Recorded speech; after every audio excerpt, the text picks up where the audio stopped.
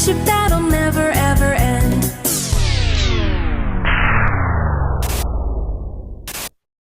Run!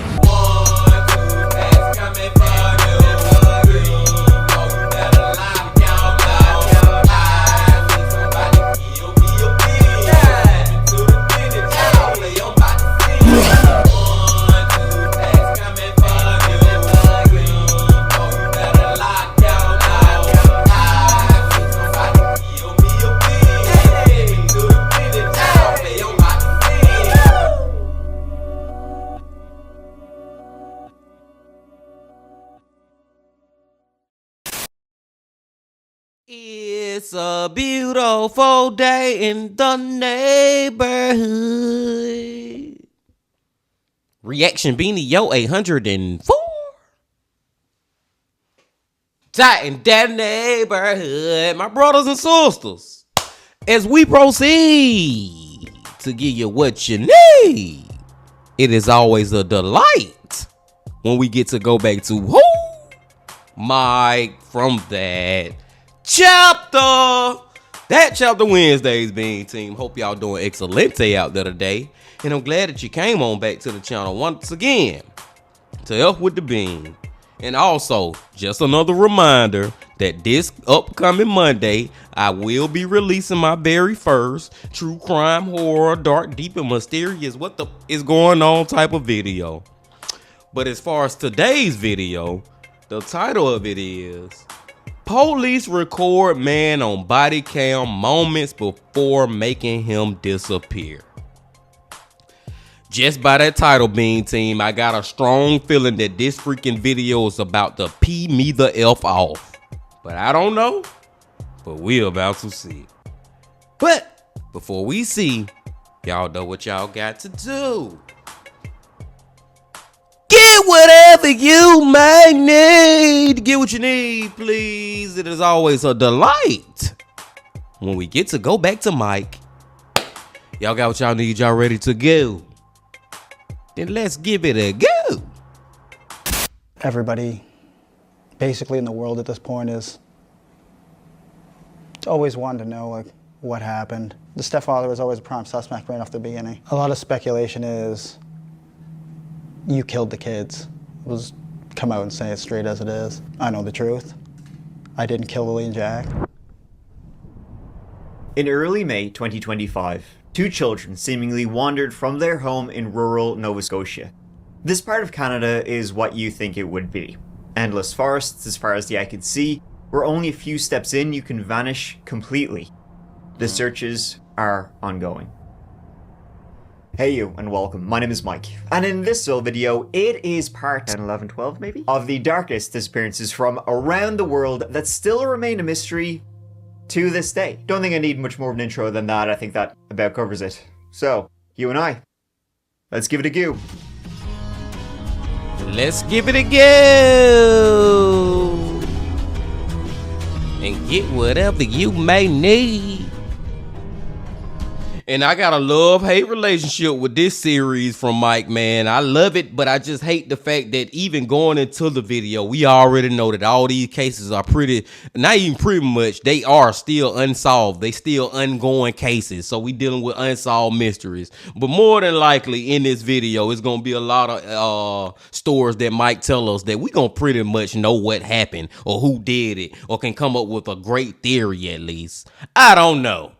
Let's give it a go. Now folks, let me talk to you for a minute about something I care deeply about. And that is your health. How you feeling lately? Good? Mike with his commercial at the beginning, y'all. I think. Yeah, he had his commercial.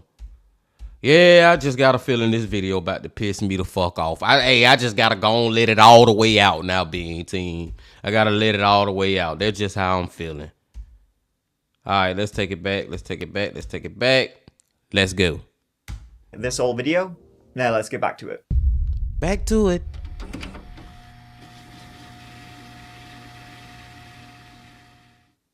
So first up, to begin, the disappearance of Jonathan Wong was baffling. But what was even more baffling is a sort of eerie update that happened months after he was last seen. Jonathan Huang is a 21-year-old man. He has high-functioning autism, described though by those around him as very caring, very loving fella, and he was living in Arlington, Washington, which is a city just north of Seattle. He was living there with his family, his parents and 2 sisters, in their house just outside of the city. Now, the disappearance of Jonathan was incredibly strange. He always stuck to a routine and wouldn't leave the house for no good reason. And although he is verbal, he likely wouldn't speak to strangers. But him leaving the house alone is possibly exactly what happened. Though the, alone part is what's up for grabs in his disappearance. And this case is still going on as I speak. 21-year-old Jonathan was last seen in his Arlington home March 30th, 2025. At about 7:30 p.m., Jonathan was heading off to bed, so he said goodnight to his dad, and off he went. All perfectly normal as per usual, and in the lead up to this, the family would say there was nothing strange or unusual, going on.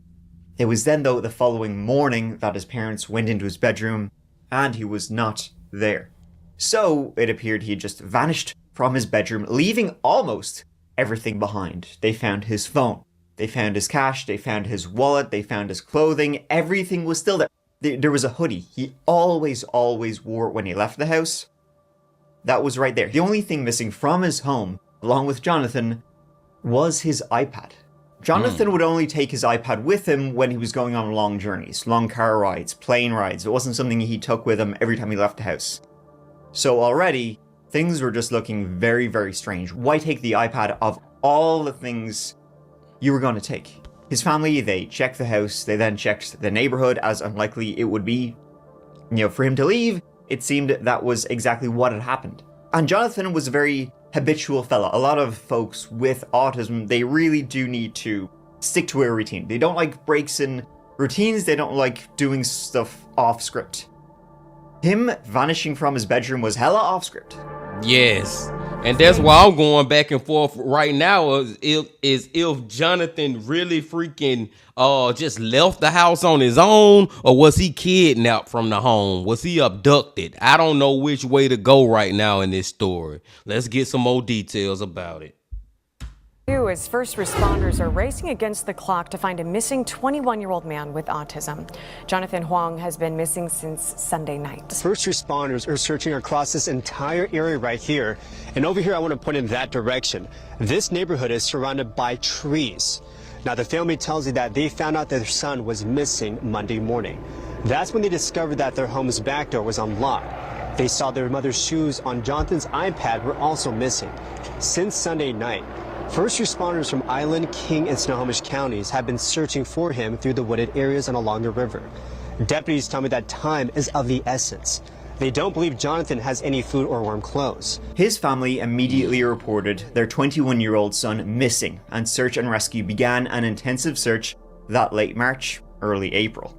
The immediate trail scent dogs gave was that he walked out of his house and just kept walking along the pavement before vanishing.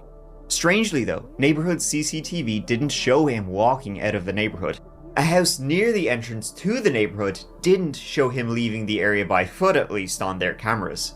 This was a neighborhood with only one entry and exit. So if he stuck to the pavement, but the cameras didn't show him walking out of the neighborhood, how did he get out? The cameras did show vehicles coming and going, just nobody on foot. His iPad, it had pinged one final time outside of his house, then nothing. And his iPad didn't have cell service. Difficult terrain, dangerous terrain.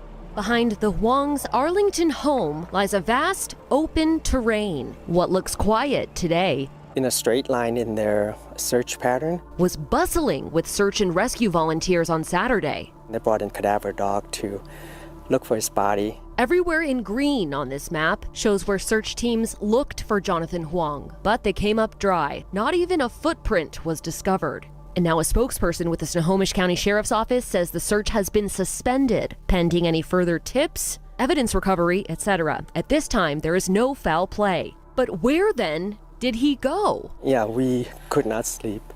My poor wife, she's just broken to pieces. Huang says on the night his son disappeared, He went for his walk He came back. This video, obtained exclusively by King 5, he says he then went to his bedroom Sunday night. But when his mom checked on him in the morning, he wasn't there. Maybe he got out for whatever reason, was prompted, but somebody might have lured him out or somebody might ask him for help and got him out the house.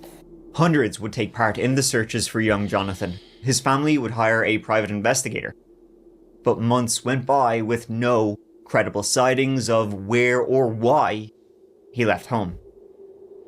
I ain't gonna lie, Bean Team. Now I'm starting to lean more towards that he was kidnapped. Let's just say, even if he did leave out the home by himself and just was walking around the neighborhood, somebody may have snatched him up and threw him in their car then. Because we already can confirm two things that's major to me. Number one is houses that had camera footage of that night. And one of the main houses where the entrance and exit is at. You know what I'm saying? Into this particular neighborhood don't have no footage of nobody walking past during the time where he went missing. The second thing, did y'all see all those volunteers that searched all that surrounding area and ain't not Mike said not even a footprint of him have been found. So I'm just led to believe that some kind of way Jonathan ended up in somebody's car and then got taken away. Whether it was by he willingly did it or he refused to go, they made him go. I don't know. Let's keep going.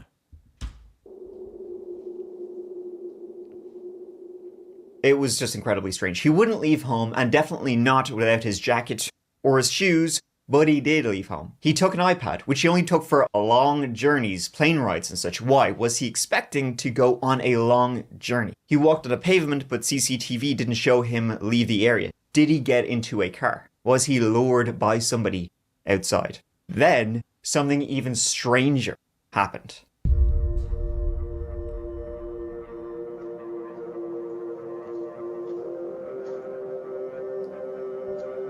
In Kirkland, a city about 50 minutes due south of Arlington, he was spotted on neighborhood cameras.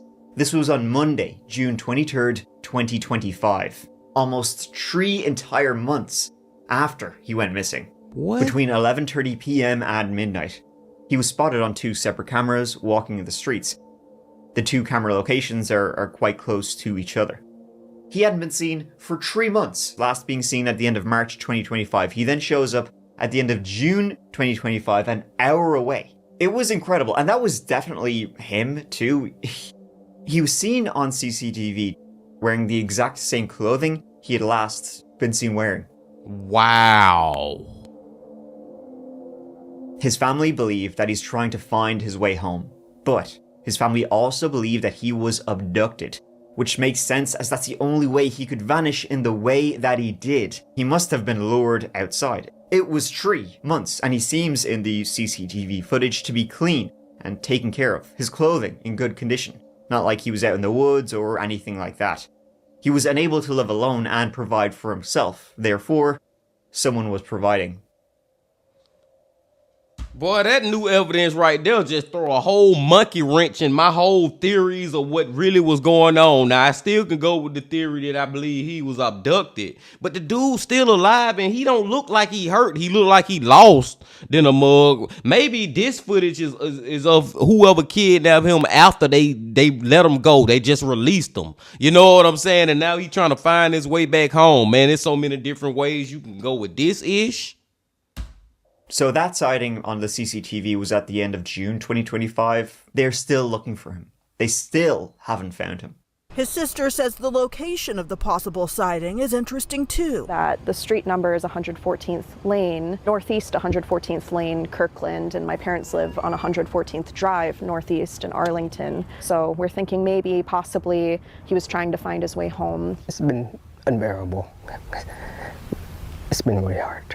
Since that sighting, there have been a few more in the area. However, as I'm posting this video in July, he remains missing. People are out there searching, trying to find him. Searchers have been told to go out there and call his name, and hopefully he will respond to them, but he likely has no idea where he is and no idea to get to where he wants to go.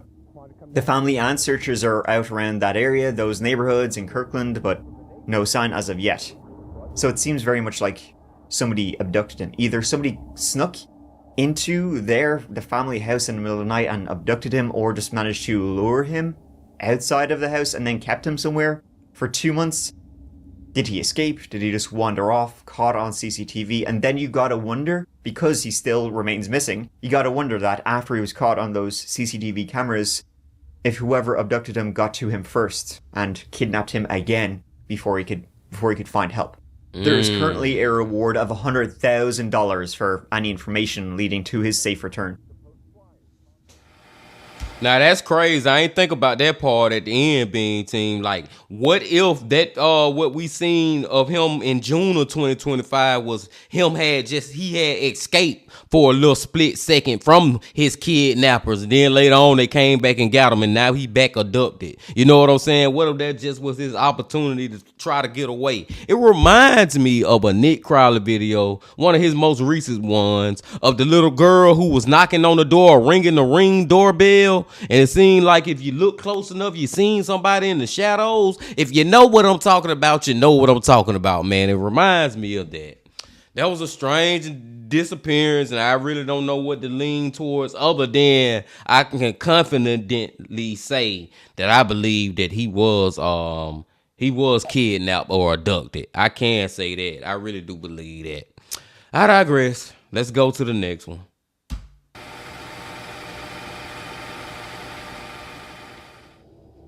In February 2022, a man named Felix de Jesus, 41 years of age, was living in Haledon, New Jersey, with his 64-year-old mom. Felix was originally from Puerto Rico, and he was a father of 2.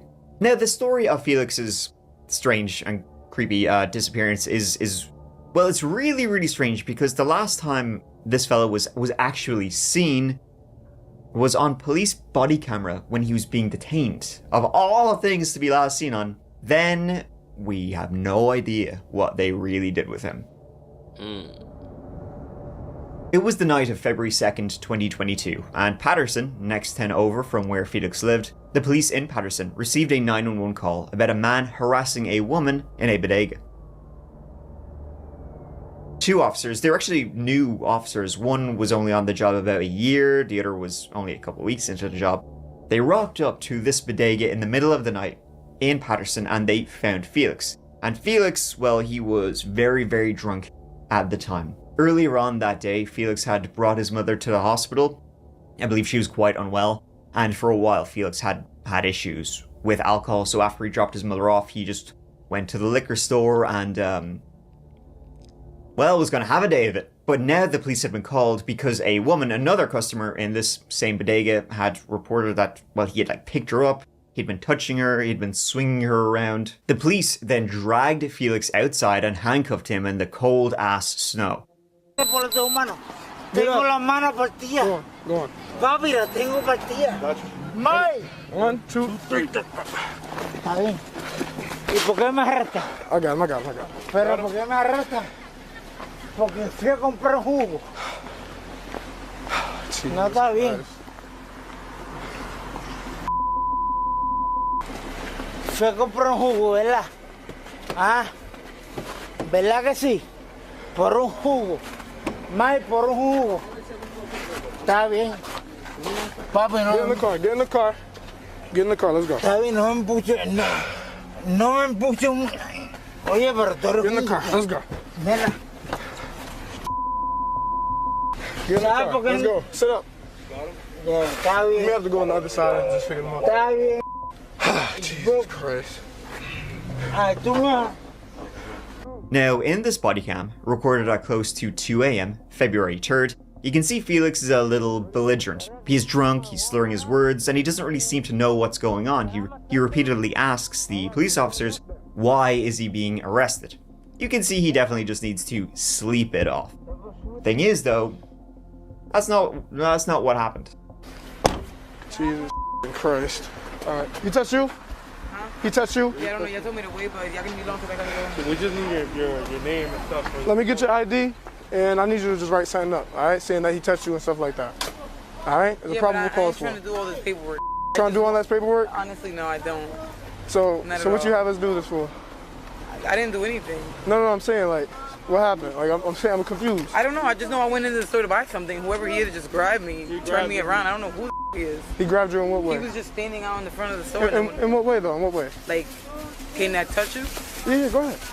Like, he literally, like, just turned me around, like, on some weird. File complaints? Do you want to go forward? Honestly, or no. He's just drunk? Yeah, I don't know who he is. Listen, he just told me he asked me to tell you what just happened. I told you. I just want to go back to my house. Let's get in the car. We're just going to check. All right, cool. Cuando lleguen, hijo de puta. 10-12. Assignment completed. Papi, por tus hermanos. Police put him into the back of their car, turned off their cameras, and Felix was never seen again. Later, the two officers would say that they just drove around Patterson, and Felix asked them to be let out into a nearby park. Remember, this is like 2 a.m. in the depths of winter, and he's just wearing a pretty freaking light ass t-shirt and sweatpants, and it's snowing as all heck. He got out, and off they went. Another job well done. The following morning, then, his siblings realized they couldn't find him, and they reported Felix missing. Felix being reported missing actually took quite a long time because he lived in Haledon, but he was arrested in Patterson. So when his family went to the Haledon police, they had no idea. Like, what are you talking about? We never had any interaction with Felix ever.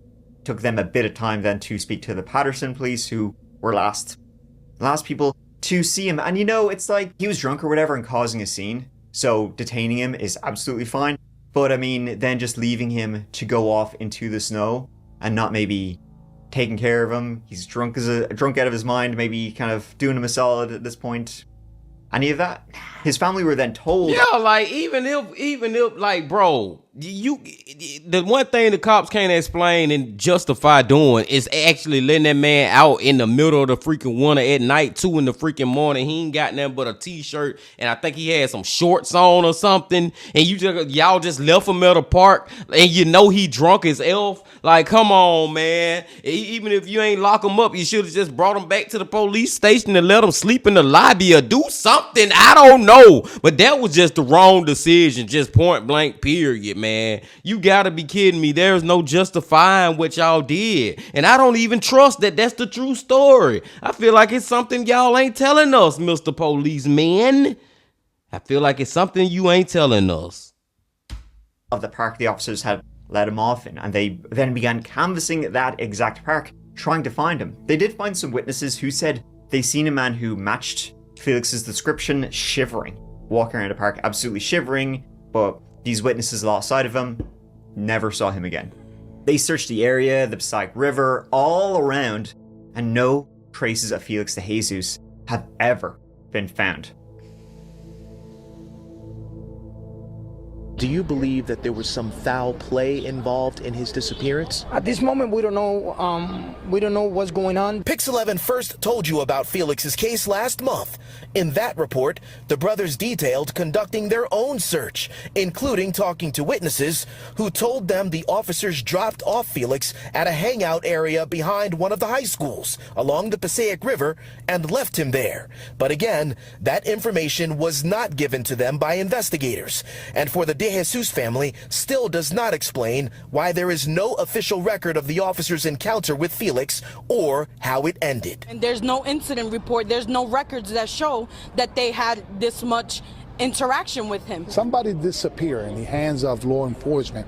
They had to do a deep investigation. Now, as I said, those two officers who were detaining and arresting, well, I mean, they weren't going to press charges, Felix, they both turned off their body cams, which was against state law. When you have a person like in the backseat of your car, you're not allowed, for both of your protections, I guess, you're not allowed to turn off the cameras. But they did. See, now they acting now as weird evidence coming out. Now you gotta explain why the freak, and not only one of y'all, but both of y'all turned off y'all body cam for what?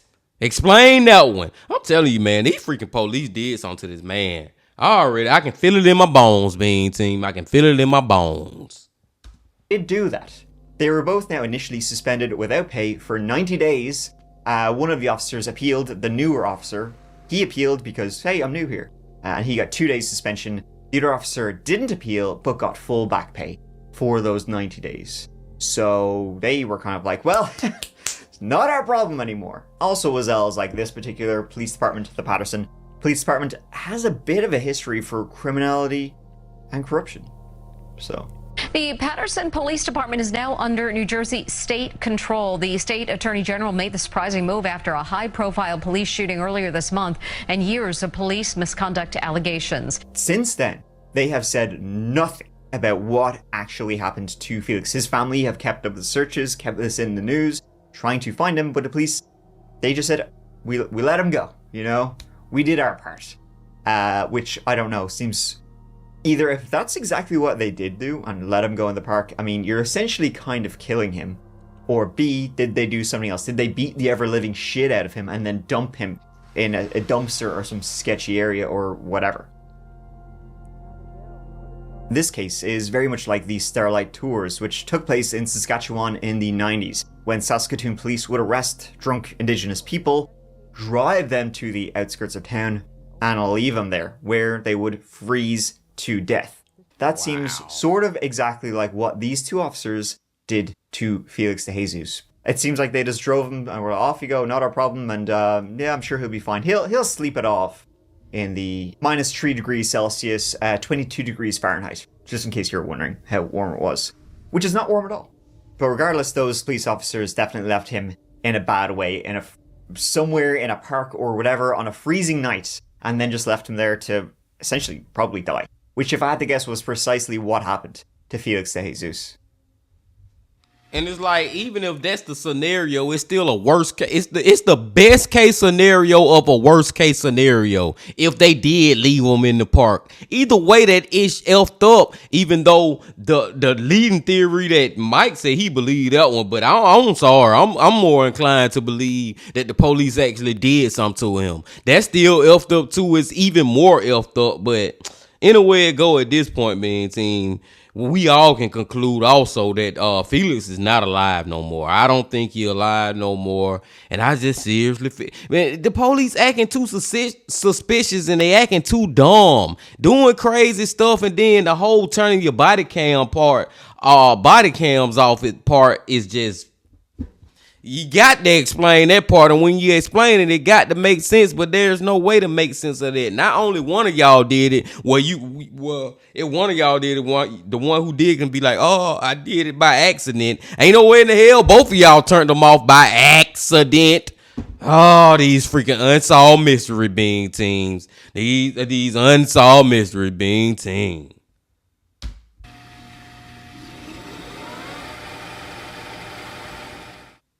In rural Lansdowne, Nova Scotia, there's a road called Garlock Road.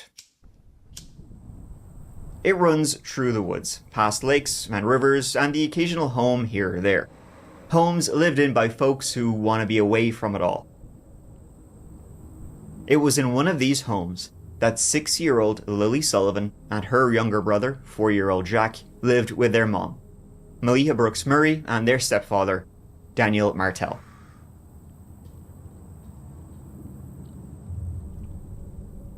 On May 2nd, 2025, these two very young children allegedly just walked out the sliding back door of their home and just vanished into the woods. The house on Garlock Road was remote, no cell service even, and surrounded on all sides by these thick, dense bushes and vast, endless forests. Searches in those woods are still ongoing. Now, as you can see, the property, not terribly big. Trees start almost immediately, and in a camper out back lived Daniel Martel's mom. No one actually saw the two children leave the house. It's just assumed they did because they had been heard inside, and then nothing. And the back sliding door is also allegedly very, very quiet. You could easily sneak out that way. So 2 missing kids from a remote house, and no one saw anything. You can sort of imagine how this case would take the news by storm, and theories would go wild, basically. Because that's exactly what happened, and is happening right now. Baffling to him, the children are still missing after such wide-scale searches that included upwards of 160 search and rescue personnel, dogs, helicopters, and drones. I find it hard to believe that a 6 and 4-year-old It just disappeared like that. I guarantee you, if I was still working today, that'd be the thing you'd be racing around your mind all the time. Like, where would they have gone? Like, we have done everything. I think the last thing I read, they searched the square kilometer area, 5 kilometers. That's a big area. And that's meticulously searched. The children were reported missing from a home on Gairloch Road on May 2nd, sparking a 6-day search that was eventually scaled back. Then, over the weekend, 115 search and rescue crew members were called back. RCMP have not said what prompted them to return. The last day the 2 children attended Salt Spring Elementary School, which is like a tiny little rural school that is just like 20 miles down the road. That was on April 29th. 2025. That was a Tuesday. They didn't attend school on April 30th as school was closed that day. Then the next day was May 1st, and Jack and Lily didn't go to school at all that day because allegedly, Amelia and Daniel would say Lily had a cough. So they didn't want to send her in, and maybe they thought Jack might be under the weather too. They didn't also want to send her into school on May 2nd, and that's the morning her and her brother went missing. Just walking into the woods. Allegedly. No, though, No, man, no, that ain't the real story. The real story is you freaking killed them, probably that night of their last day of school, and these days that they've been missing from school, they already been deceased. You get what I'm saying, Bing Team? They've been dead this whole time, and it's just you trying to put a timeline together to try to make this nonsensical shit make sense. There is no way, bro, you gonna tell me that your little, 4-year-old daughter, 3-year-old son just walked out and there is no trace of them nowhere? I don't believe it, man. I guess if you want to make an argument, you can say, well, maybe they did walk out the house. You know, they little children. And as soon as they walked out the house, just so magically, some freaking predators, some kidnappers seen them and they grabbed them and they snatched them up. I don't want to believe that ish. I want to believe that the parents had something to freaking do with this ish. That's what I'm going with. I could probably imagine where you're going. They just happen to not be seen multiple days before they go missing, before they're reported missing. They actually were seen on May 1st by public with their parents. So it's not one of those cases where they go missing for days and then they're reported missing kind of after the fact. They were seen alive on May 1st. So okay, I stand corrected on that point. Morning of May 2nd, which is the day they went missing, Malia and Daniel were in bed with their new 1-year-old child named Meadow, and Lily and Jack were just sort of hanging around the home. They would both say they could hear Jack in the kitchen just doing whatever, 4-year-old kids do, banging away or whatever, and Lily was like coming and going into their bedroom talking and then going off and doing something else. All morning, essentially. It was then, though, after a while, Malia and Daniel realized they couldn't hear Lily nor Jack, and so they went up to see where they were, and the house was now empty. They then went outside and started hollering into those woods, which encroach right up to the house, and nothing. They then called the authorities at around 10 a.m. that morning. 6-year-old Lily Sullivan and her brother, 4-year-old Jack Sullivan, are still missing in this rural area of northeastern Nova Scotia. The RCMP is the lead agency here, along with EHS, hundreds of search and rescue crews from Halifax to Cape Breton. During the daytime, there are anywhere from 100 to 140 search and rescue crews in the woods, and the search continues all night. Earlier today, we spoke to the partner of the 2 children's mother. Here's some of what he had to say about Jack and Lily. Lily and Jack are awesome kids, very, very kind. They'll talk to anyone. They want to go with anyone. They're just looking to have as much fun as they can. Jack just absolutely loves bugs, dinosaurs, and anything like that. But Lily loves girly things, but she also loves doing everything with Jack, bugs. They're like best friends.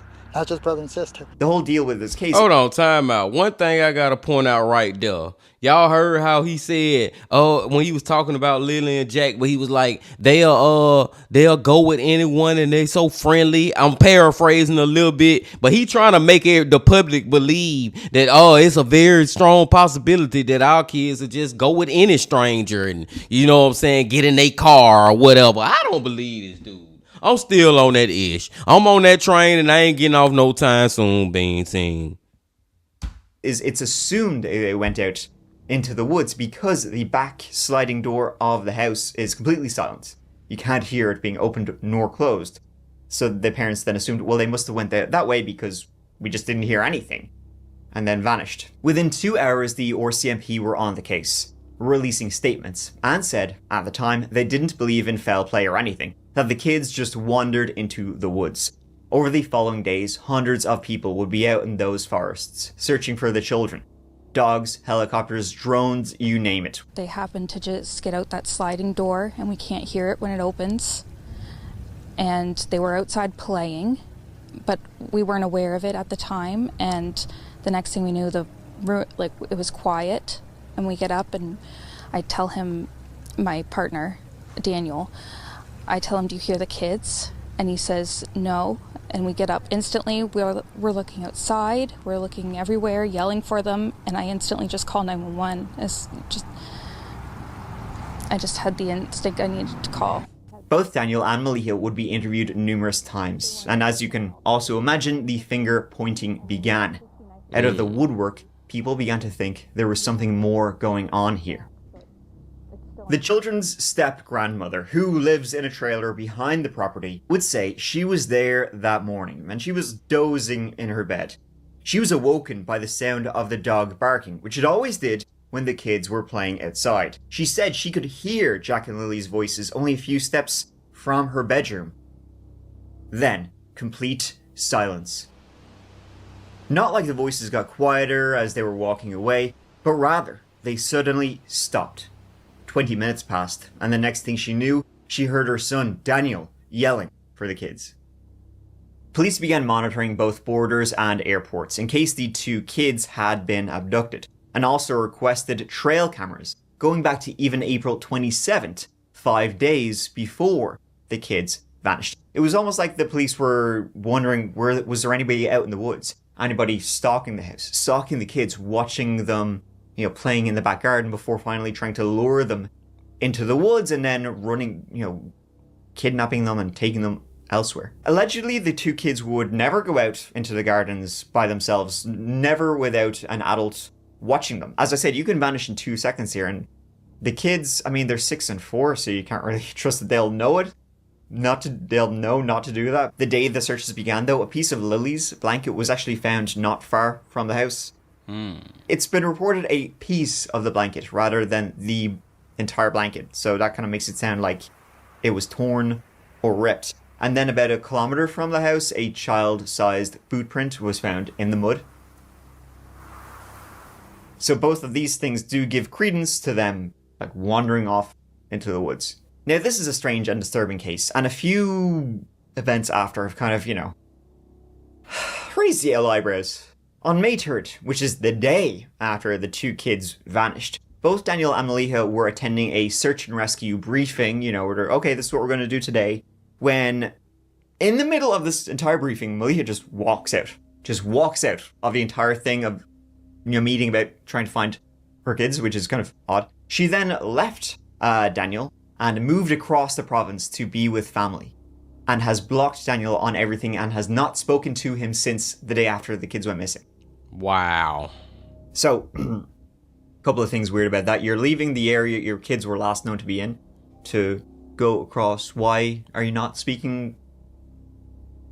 What? Police are always saying, don't jump to conclusions or conspiracy theories, but then you have events like this where that's odd. Daniel has remained with the home, has been questioned thoroughly by the police. He's been polygraphed. He's had to hand his phone over. He's actually done quite a lot of interviews with the media. Speaking, telling as much as he can. Maliha has been told by the police, don't speak to the media. 6 weeks has gone by, And we know at this point they're not in the woods. And where are they? Did you feel in the beginning that they suspected you? Of course. The stepfather was always a prime suspect right off the beginning. I mean, I already gave them everything on my phone. I'm the one who originally said, here, take my phone. We'll go through all my banking information. We'll go through all my stuff on my GPS from Google. And you were offering all that up right from the Yeah, I beginning. offered everything. And why were you doing that? To show them that I want to get the investigation moving. I know I have nothing to do with any of it. A lot of speculation is you killed the kids. We'll come out and say it straight as it is. What do you think when you read that? It's a lot of nonsense, obviously. I know the truth. I didn't kill Lily and Jack. And I just think a lot of people online they're seeking drama, that's the main thing. Everybody's allowed their own opinion, like I said before, but it's hard on the people that were actually there and missing the children. I mean, he right at the end of the day. It is all our opinion on what we think happened and what didn't happen, man. But I'm just saying, dude, why the freak did she break up with you and blocked you on all social media a day after her kids went missing? Because one thing we got to keep in mind is he was the stepdad. These weren't really his real kids. You know what I'm saying? I don't know, man. Maybe mama ain't had nothing to do with it, but mama know what actually happened, and she just sparing him. And don't act like we ain't heard of cases like that before, Bean Team, where mothers will freaking keep a secret knowing that they husband or they baby daddy or the stepdaddy to their children has killed their own children, and they still on the stepdaddy side. We have seen it before. It's so many possibilities with stories like that, man. I just wish one day the truth will come out, though. I just hope. 5 days after the kids vanished, May 7th, 2025, the RCMP began to dial back search efforts, saying the odds of them still being alive are low.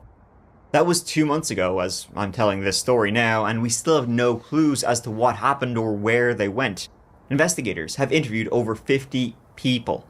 The condition of the kids before they vanished remains a mystery. Like, it's sort of odd that Lily was sick in the days leading up to her vanishing and wasn't in school. I mean, the day she vanished, she was supposed to have been in school, but she wasn't because she was sick, and then she just disappears. Like, it is weird that the kids were off school one day for, I guess, just some sort of holiday, and then were sick for 2 days, and then they go missing. But, as I said, they were seen in New Glasgow, which is, like, a nearby city. They were even seen on CCTV, so they were, like, alive then. We don't just have to take the parents' word for it as to what happened. Weirdly, though, in the months before the kids vanished, the Nova Scotia Child Protection Agency was actually investigating both Lily and Jack. They had opened a file on them and they were investigating their living conditions. And of course, Child Protection would get involved if they believed there was neglect or abuse going on in the house. Adds another layer of what was going on in this house. It's odd. Why would Maliha leave Daniel, cut off contact, leave the area her kids were last known to be in? Daniel's done a lot of media, a lot of interviews. Maliha, barely any in comparison. And Daniel is the kids' stepfather. Allegedly, the kids have had no contact with their biological dad. Cadaver dogs have also not been deployed yet, which is odd, because the police have said, and they said 5 days after they were last seen on May 7th, the police were saying by then they don't think the kids are alive anymore. I guess if they believe that the kids had walked off into the woods, just by then, exposure, dehydration would have killed them.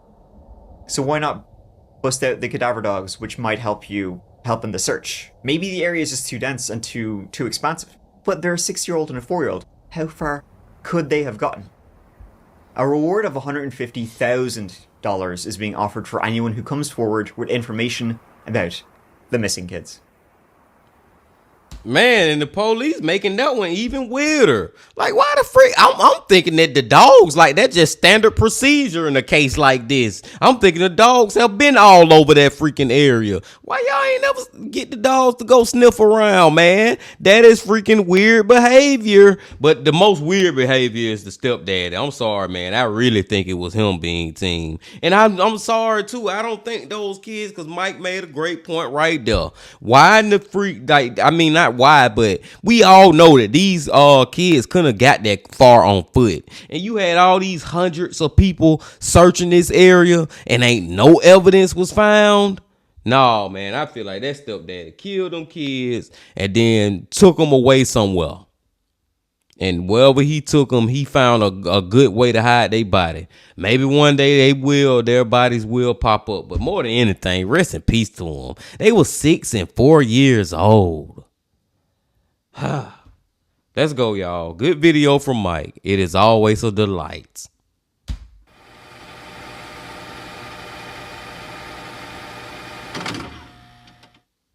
It was June 2020, and Dia Abrams was going to drop off some cinnamon rolls off to a neighbor's house. The neighbor was kind of under the weather, kind of bedbound. Lydia, she's a very nice woman. It's like, here, I'll hook you. This was at around 9 a.m. on a Saturday morning. 5 hours later, Dia vanished without a trace.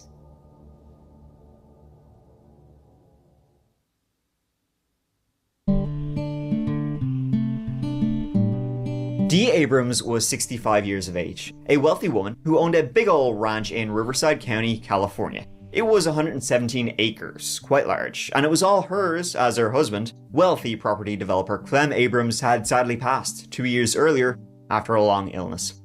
Dia was known as an adventurous person, a real firecracker. She continued to work the land, managing the property with the help of her son, Clinton, and her new fiancé, Keith Harper. After the death of her husband, Clem, Dia met Keith Harper on, what else? Farmers Only. They hit it off, Keith moving in after only 60 days. They were even due to be married a month later, in July of 2020. Dia was a good old soul. God damn, Dim, you moving a little too fast, ain't it? Hey, man, that's her choice to do that. But I'm just saying, your husband just died, and when I say you're moving too fast with the new guy. He moving in 60 days after you met him, and now y'all about to get married in June, July? Like, oh, this is what I'm really getting at when I say all this. It's starting to lead me to believe that her freaking new guy the reason she missing. I'm just saying. So the morning of June 6th, 2020, she dropped off some snacks at a neighbor who was under the weather.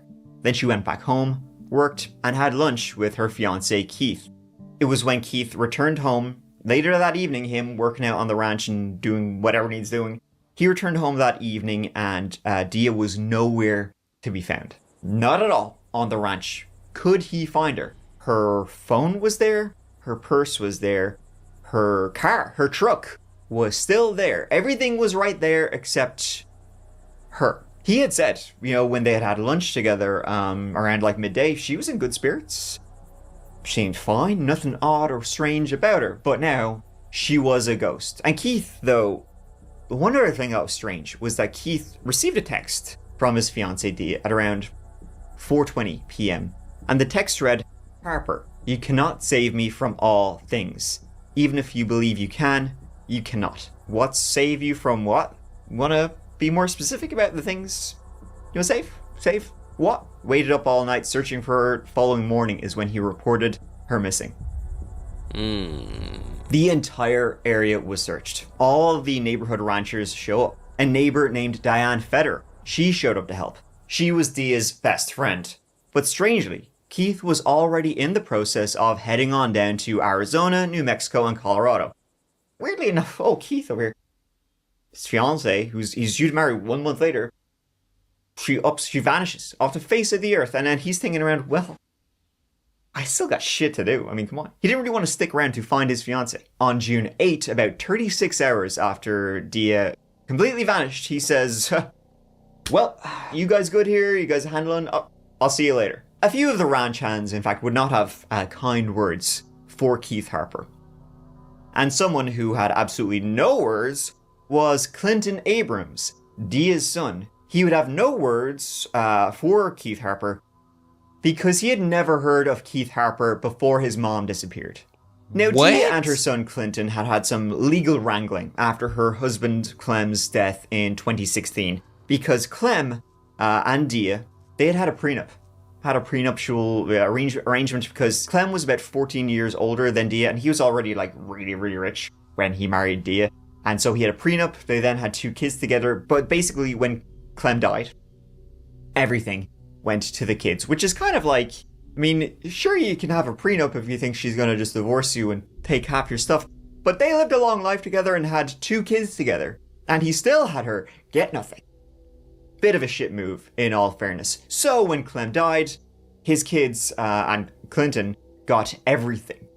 Dia was left with nothing, and she began then some kind of legalese stuff against her kids and against Clinton more specifically. It would be said by some that they were still on good terms, even though they were kind of like suing each other.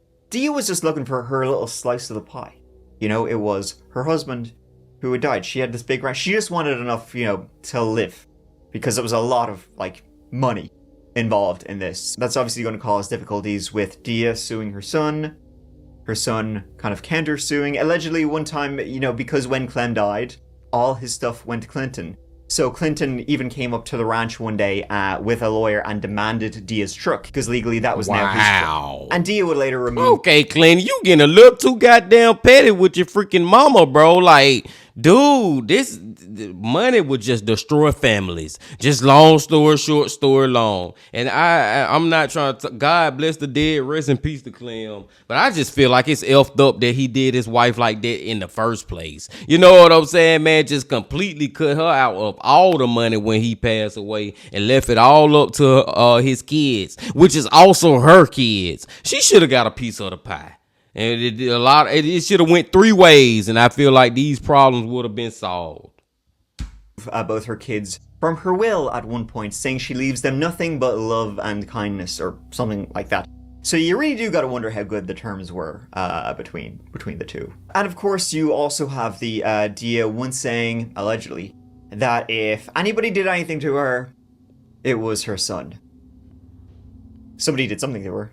Having said all that, Clinton would say, no, we were great. Yeah, we had some legal, you know, but it was more just like paperwork, and it sounds worse than it actually was, and we were on good terms. You know, we hung out all the time. It was great. Keith said no, they were estranged. And even some friends of Dia would say no, they were pretty estranged. She was pretty upset about their kind of breakdown of their relationship. Would you describe yourself as estranged from your mom? I wouldn't. No, not at all. Actually, we spoke pretty regularly, and we loved each other very dearly. Our love was so deep and so true that it didn't even need to be spoken, although we said I love you nonstop. So I would not describe myself as estranged, except maybe the past couple months after my father passed away. But even during any sort of what may appear like tension, my mother always called me and always said, I love you so much, Clinton. Nothing is personal ever. It's from the heart. I truly, you know, I love you, you know. So Dee had a bit of an interesting life up until the point she went missing. She had a son she had some legal difficulties and was allegedly estranged from, and also said if anything happens to her, he did it. Then she also has a new fiancé she hasn't told anybody about and who goes seemingly on the run after she disappears. It's two interesting men in her life. A search warrant was later done on the ranch, and the door to the bedroom appeared to have been kicked in. It's very odd, like something violent had happened in the home. A search warrant was also done on Keith's RV after he returned from doing his little round trip. Now, Keith Harper would have a few different stories about why he left so suddenly in the middle of searching for his missing fiancée. He said one reason he had to leave was a probation meeting he had in Colorado. I'll get to why he allegedly had a probation meeting. Another he said was a tax issue he had down in Arizona. Even his excuses, though, don't make sense as to why you had to go through 3 different states while your fiancé is missing. And then weirdly, it kind of turned out that Dia had left now everything to Keith Harper. As I said, she didn't have a good relationship with her kids. Keith Harper didn't really have a good relationship with anybody, though, because he had a few charges against him going back a couple of years. In Colorado, he had sexual assault, abduction, and abuse from a previous wife of his. Then a couple of years later, he had sexual assault cases from 3 different women he was a fierce devil for the groping. A search effort is underway to find a missing woman who was last seen 8 months ago on her ranch near Idlewild. Dia Abrams' family lives in La Jolla and is desperate for any information.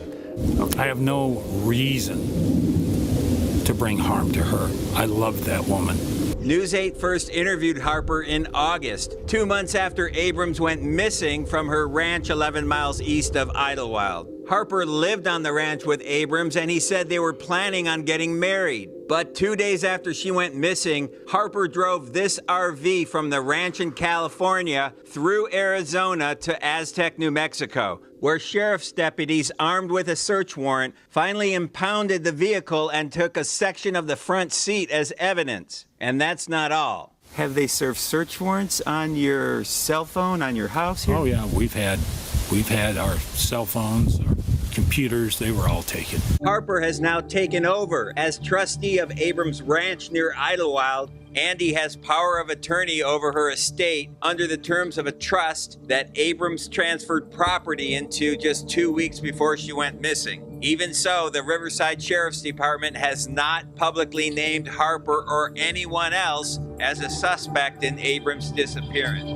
Shit, he a suspect in my goddamn book, and it goes all the way back to the beginning when I was like, the whole thing with Dia, and like I was like, Dia, slow down, you're getting married, and you letting him move in 60 days after y'all met each other, and I was like, it just lead me to believe that he more than likely the reason that you missing, because it was never about love for him.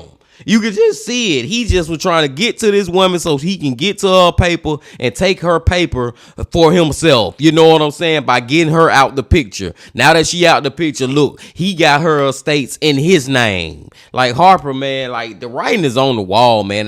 And goddamn, that's so effed up, because this is another unsolved mystery. I feel like this one, man, well, we can at least take this man to trial or lock him up or do something.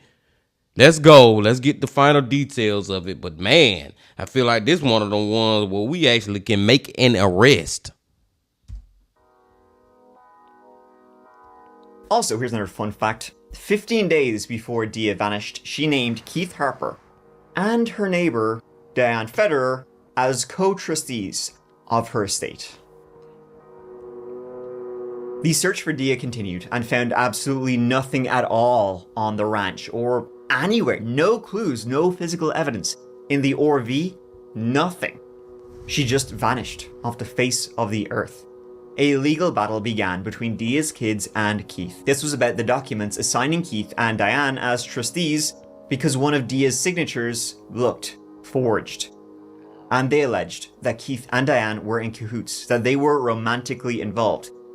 Keith and Diane, perhaps romantically involved behind Dia's back, come up with a plot to make themselves get all her stuff and then something, do away with her. Maybe RV goes, I don't know. Diana, however, did later relinquish her status as a trustee. So she said, I kind of don't want this, because there was a whole kind of rigmarole of Dia's kids now suing Diane and Keith. So she kind of signed away her rights. And then in 2023, Keith was removed by a judge as co-trustee from Dia's estate. He was removed as a co-trustee because Keith had tried to sell it behind everybody's back for about $5 million. Wow. Yeah, Keith Harper is a fascinating character. He's still going strong in his 70s now.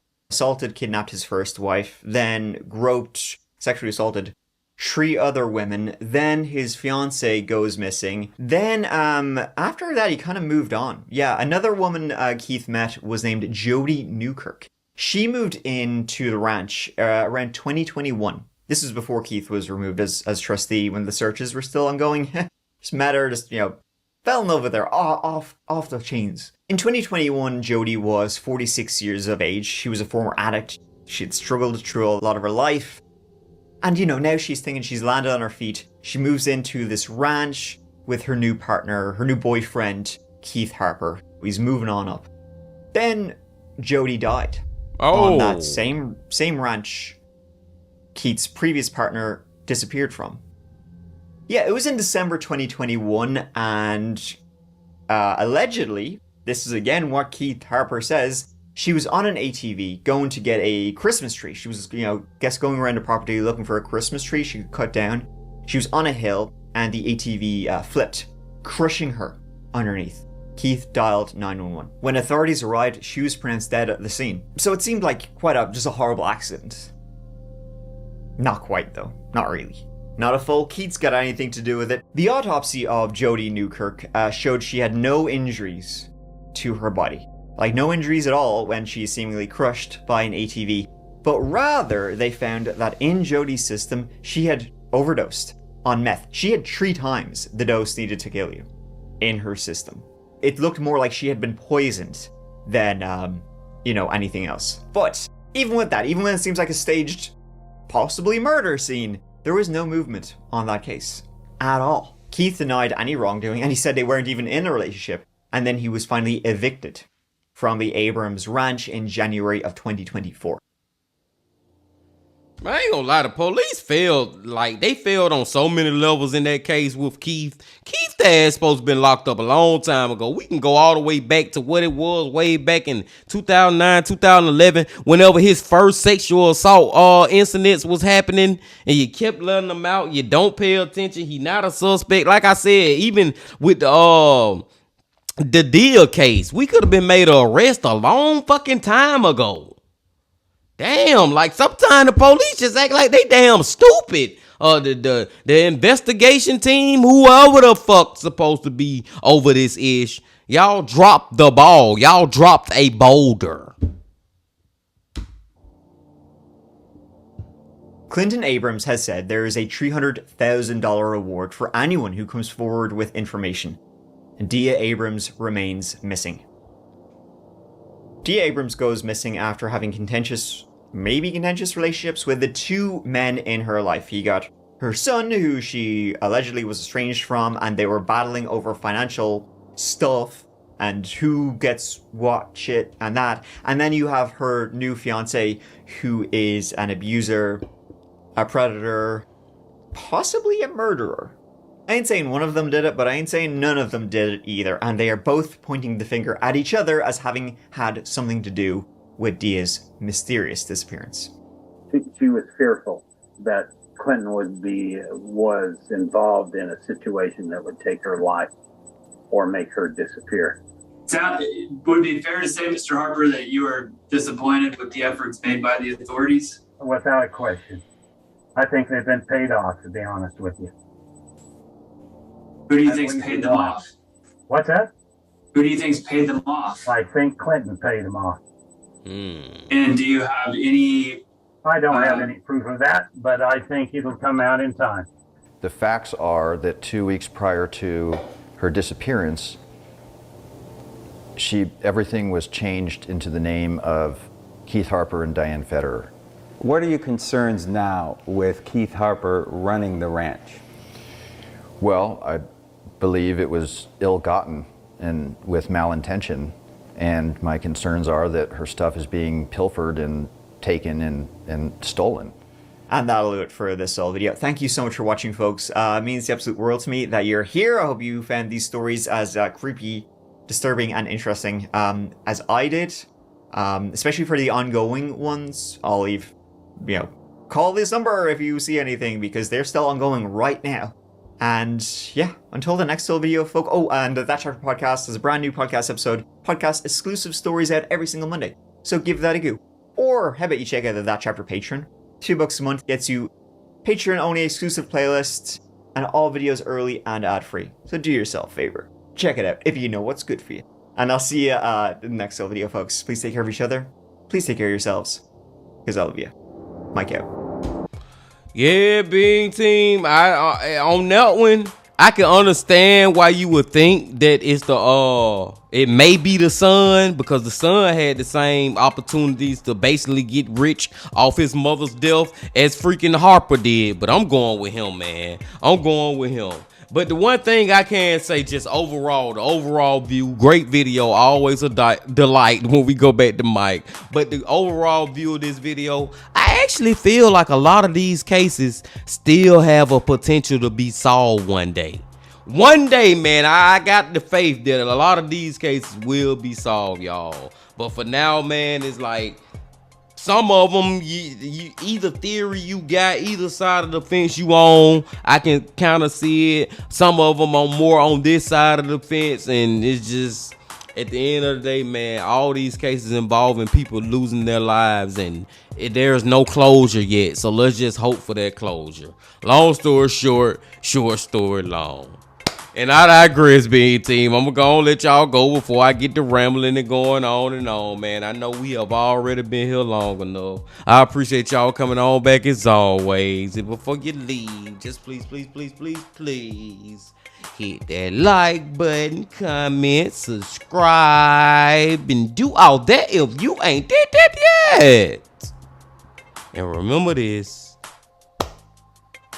love, peace, and happiness. Stay safe. Don't stop. Keep going. Yeah. If you're feeling lonely today, come along and throw your cares away. We're really glad that you're our friend, and this is a friendship that'll never ever end.